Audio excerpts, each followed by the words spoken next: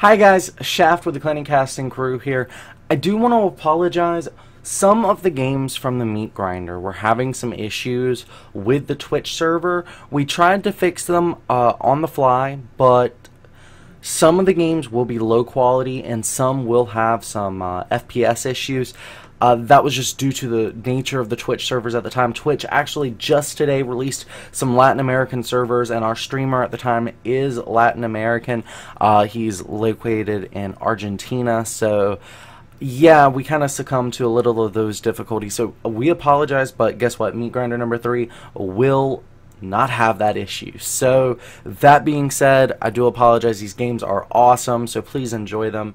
And welcome back to the Hydra vs. Bunny Best of 7 show match put on by the Meat Grinder Show Matches series. Welcome back. We are moving on into game 6 here with Hydra leading Liquid Bunny 3 games 2-2. If he wins this game, he wins the whole thing. Can Bunny force a game 7? That is the question everybody's asking. Yeah, dude, I'm asking it. You know, we have a little bet going on, so I don't want to lose. I'm a very proud person. Don't make me lose, Bunny. Don't make me lose. I'll stroke you and give you a carrot. You know what? We never actually decided what was at stake here on this bet, did we? No. How about 20 cents? Because yeah, 20 cents works. I mean, if you give me a quarter and give me a nickel back, how's that sound? that works. Is it okay if I pay you in Argentinian pesos? Yes, because I'll get more coins and I'll feel richer that way. All right, man. Well, here on the bottom left-hand side of Cactus Valley, representing Team Liquid in the blue Terran trunks, it's Bunny, complete with shades. Complete with shades, and currently up 3 games to 2. In the bottom right, we have the red Zerg hero player from Team Root. It's Hydra. All right, so predictions. Do you think Bunny's going to go back to his tried and true? You know, it seems like every time he's down a game, he goes to the standard. Whenever he's tied, he goes to some bizarre style. And then he loses. Yeah, and then we go back and the cycle repeats. So what does he do here? Does it continue? Yeah, I think he has to go standard, right? He's got to go that 2 to 3 Reapers, follow it up with the Hellion harass, and try to just put Hydra on that back foot and then get the upgrades and push out and finally kill him. I mean, that's what we've seen in every game that he's won. There's really been no variation whatsoever. Let's revisit that last game, because I think his opener could have worked. The issue came where he overextended with the Hellions and got them killed, because it was the Lings that destroyed him after he lost map control with the Hellions. And he cut his Hellion production in order to get the barracks and the Marines and the upgrades faster. So by losing the Hellions, he lost the game. So if he wants to do a style like that, he needs to keep those Hellions alive, simply because Lings are way too good. He absolutely does. He has to recognize when that speed is finished, you have to be so much more careful with those Hellions to keep them from getting surrounded, because, yeah, once they're gone, you lose the map control. I also want to point out the fact that his initial Reaper that came out that was doing a pretty good job harassing did get pinned up against the wall by the Zerglings and burned down, and that was the end of that very, very quickly. So keeping the Reaper alive, keeping the Hellions alive, I think is the key for him to have a chance in winning this particular game. Yep. And we see that he is completing the first Reaper. Second one is queued up, so it looks like he might have caught on to his own pattern. Yeah, like you said, when he's down, he goes for this strategy. When he's tied up, he goes for something crazy, trying to see if he can catch Hydra off guard. But when his back's against the wall, he goes with the tried and true, and so far it's been working pretty well for him. Is that a bunker being constructed right off the creep? It is. A bunker coming down for Bunny, a place for the Reaper to retreat. I like this from Bunny. It's a little, you know, not exactly the standard that he's been doing, but the Reaper does get a drone kill. Not the best micro from Hydra at this point, retreating back to the bunker, and the Lings are forced to retreat again, keeping the Lings on the creep, but they can't do anything about this bunker. I like this. I like this from Bunny. Well, on the flip side, Hydra's sending some Lings, and he actually intentionally avoided a Reaper that he had perfectly timed. He avoided it, so Bunny doesn't know this is coming, and he's going to punish this command center on the low ground, which is the whole point of this attack. Yeah, absolutely. The Lings are going to come in, at least force a cancel there, but the Reaper's doing a ton of damage. Ooh, that one almost died, but not quite. Are we going to pull down what can defend this expansion? Nothing at all. Okay, Reaper is coming home to try to deal with these Lings. A replacement SCV coming out to finish that up. Not too much of a delay, but enough for the 2 Lings to be worth it in that respect for sure. No doubt about that. Now we've got 1 SCV killed versus 2 drones. Very, very even. He's going to have to salvage the bunker. And Hydra definitely already across the map trying to punish Bunny here, but still 3 Reapers alive. I don't know how this is going to work. There is... Oh my god, Ling Speed's actually about to complete. That means the Reapers, these 2 Reapers could get caught. This is going to be very, very close.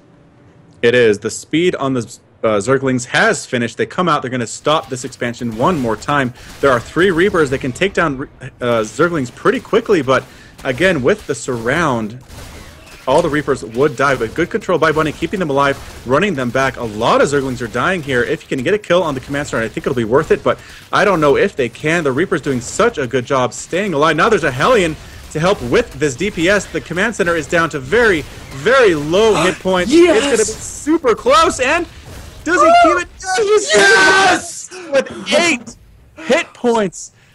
The SCV comes down to finish it off. He's going to have to do a lot of repairing, but keeping that alive was huge for Bunny. Okay, so I just have to recap. First of all, Bunny, you are greedy as hell.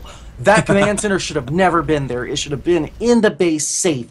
His units weren't at home to defend. He's got to identify if he's attacking, he's not defending. And if you're not defending, stuff like this happens. And it worked out, but oh my god, was that close. And of course, Hydra's following this up with a Baneling nest and a 3rd, which means we don't need to expect a lair. We don't need to expect Mutalisk. We need to expect roaches, lings, blings. Roaches optional, okay? And Banelings, it's not going to take many. He's not bothering to finish repairing. It's scary, man.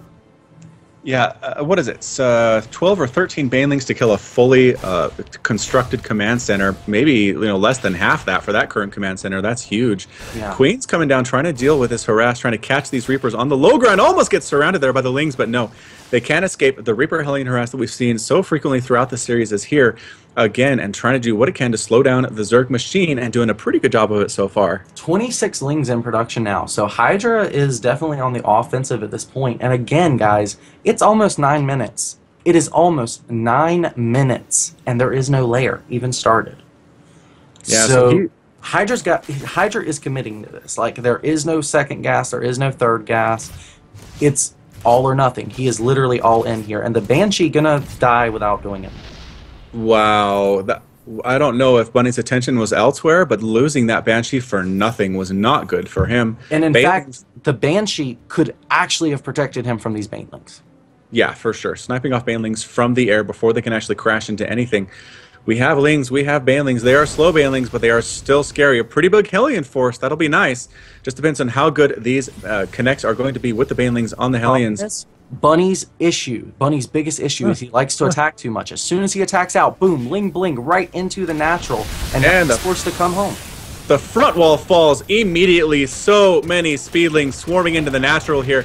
Those SCVs getting cleaned up. Bailing hits on all those SCVs. The Hellions come home to a pretty good wall to force a choke for those Bane. There we go, crashing down the Banelings. Zerglings dying as well. A lot of those SCVs escaped with their lives, but only just barely. Yeah, but Bunny did a pretty good job, all things considered, on that attack. Yeah, Bunny, man, I just wish I could like whisper in your ear lovingly right now. Stop attacking, because that's what kills you, man. Or at least do a better job scouting and see when there's an army out on the field before you attack, I guess. Or it's not even scouting. Like, these are metagame ideas, man. Like, at a certain point in the game, you do this, and your opponent does that. And because he does the unorthodox, maybe he's not... Oh, huge drone kills right here. The Hellion's doing amazing job there, and he is totally making us work. He is. The Queen helpers come in to throw a transfuse down, keep that Queen alive. Zerglings and Banelings coming in for round number 2. Scouted by the Viking. Does get scouted. The Hellions coming home a little bit earlier than last time. A whole bunch of Marines are here. Most of the Banelings were wasted on that supply depot. The Marines doing a good job stutter-stepping, stimming their way across. These Zerglings are melting. The Hellions were not actually needed. And again, Bunny manages to hold, doesn't let us lose any more than a couple SCVs in that particular battle, and to follow that up, he's going for a drop. Yeah, and honestly, Hydra is not far behind, but he is behind. Like, he delayed his mid game. He's only just now getting saturated on 3 bases. He's getting a macro hatch at 12 minutes. He's only just getting 1-1 upgrades when he honestly 2-2 should be starting. So this game has delayed him entirely. Like, this is no longer anything standard, and he's got to play it by ear. Huge drop here in the natural. Yes, huge marine drop, but there are 3 queens here. A spine crawler is trying to be burrowed. There we go, does pop up. I think these guys are going to get cleaned up pretty good. Backed into a corner, though. The medevac healing through most of this, and the Marines stay alive, trying to burn down that spine crawler, deciding not to, and instead coming around the backside. Hellions marching on into the third, trying to pick up some drone kills. The Marines in the back of the main doing so much damage. Drones being forced to defend themselves, which is not what you want to see. Good splits there, however, by our Zerg player Hydra, but the Marines are still alive in the back of the base. There are 4 of them. They are low HP. I think they're going to get cleaned up. But in the end, there are 34 drones that have been lost by Hydra. And Bunny just doing a better job with these harassing attacks. He's dropped down his 3rd, which the Zerglings are going to try to actually take out at this point. 34 drones and 120 lings. That is 60 drones that could have been. So these numbers are huge. That is how much Hydra is throwing away with just the lings and the larvae and such like that. So each moment that goes by, Bunny is getting a bigger lead. Look at the upgrades. Look at everything that's going on. Hydra is in a cramped position. He doesn't have many tech options, and he doesn't have much researched, where Bunny has all the options available to him. I really like how Bunny in that last push was using the Hydralisks on the low ground with the Marines on the high ground. And honestly, Hydra tried to do some counterattacks in the background, which you just saw on screen, but in the end, the GG, because Bunny wrecked him with that Hellion push. The Hellions on the low ground got all those lings to bunch up on the high ground against the Marines. And of course, even if there were banelings there, which Bunny was anticipating, the Hellions wouldn't die to the banelings because they're on the low ground. It was beautiful. The attack... basically, Bunny is like a schizophrenic person, okay? He's got 2 different personalities. One is always attacking, and he's really good at attacking, but the other is really bad at defending. Can I just get excited for Game 7 real quick? Is that okay? Yeah! Yeah, Game 7! The best part of all sports, whether esports or ball sports, I don't care what they are. Game 7s are the best because you win or you go home. So excited.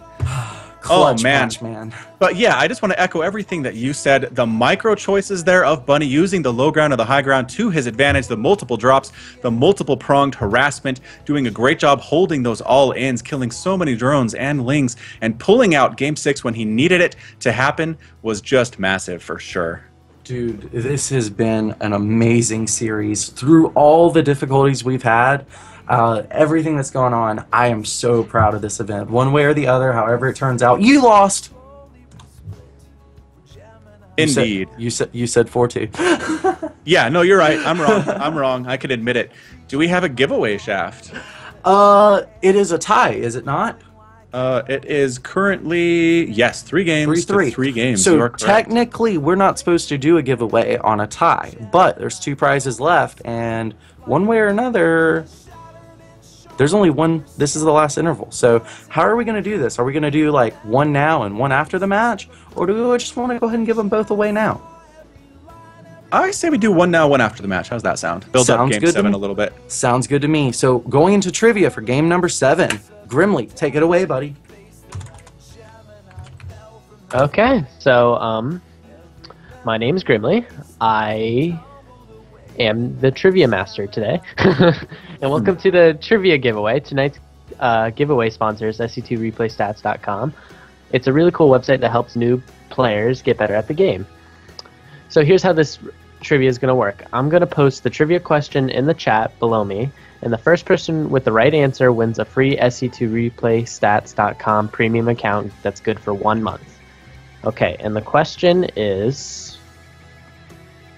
Give me 1 second to paste it.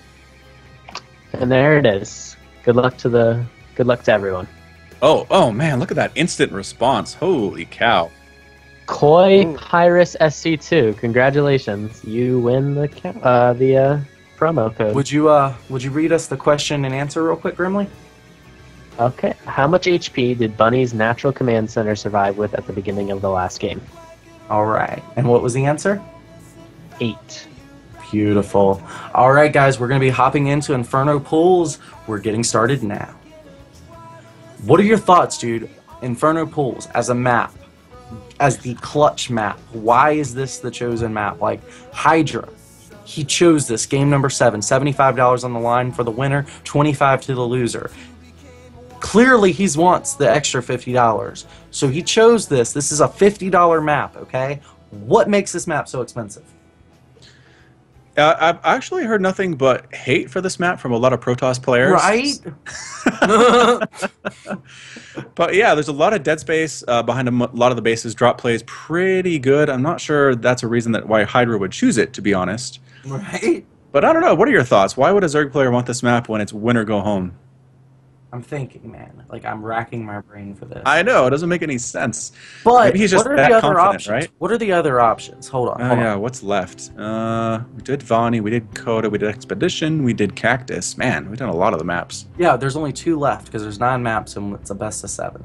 Okay, so the answer is because there was nothing left, right? Probably. I'm not 100% sure what's left either, but probably the best of a bad lot. Fair enough. So that being said, though, this could really play to Bunny's advantage because, like you said, the drop positioning here, dude. Yeah, exactly. LiquidBunny hasn't done a great job with multi-prong drop harass. His drops tend to be here while he attacks somewhere else. He doesn't really do drops in multiple spots, but if he can get that going, it could be super, super dangerous for Hydra. We'll have to see. Guys, we're going to go to a quick break. I think there's something going on the stream real quick, so give us just a moment. If the only tool you have is a hammer, then every problem looks like a nail. It's time to start using the right tool for the job. Introducing SC2ReplayStats.com. They have the best replay parser out there with thousands of uploads whose build orders and timings are stored to help you find out how you stack up against others in your division. Or if you're a data nerd like me, analyze your favorite pros games so you can be awesome too. After all, how do you think Crash Course got started? My favorite feature is hands down the Training Center. It's got all the most important statistics like when to get your third, how many drones to make, and even how badly you're missing injects. They explain key focus points individualized to your matches and playstyle that will help you get to that next level. For only $5 a month, SC2 Replay Stats is more than worth it. Go thank them for supporting esports by getting better today.